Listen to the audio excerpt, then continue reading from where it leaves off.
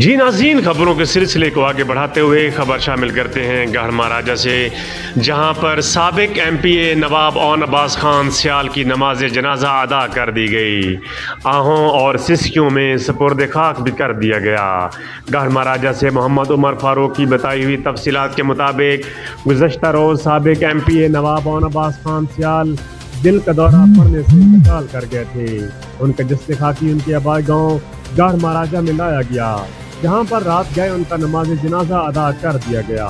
نماز جنازہ میں صاحبزادہ محمد امیر سلطان، وفاقی پارلیمانی سیکرٹری، صوبائی پارلیمانی secretary Rana Shahbaz Ahmad Khan, deputy commissioner Jhang Shahid Abbas Joya, M P A Shorkot Asif Kathia, Sheikh Nawaz Akram, M P A Nawab Faisal Hayat Jabwana, chairman ضلع کونسل جھنگ نواب بابر علی خان سیال، رانا امتیاز احمد خان، محمد خان اوان، نعیم اظہر، قاسم خان سیال، سابق ایم پی اے خالد سرگانہ سیال، ضلعی چیئرمین بیت المال جھنگ عثمان قدیر چیمہ اور ضلع بھر سے سیاسی و سماجی شخصیات سمیت ہزاروں افراد نے شرکت کی۔ مرحوم اون عباس خان سیال کی آخری رسومات کے وقت ہر آنکھ اشک بار تھی، اہل علاقہ غم سے نڈال تھے۔ مرحوم کو آہوں اور سسکیوں میں ان کے والد کے پہلو میں سپرد خاک کر دیا گیا۔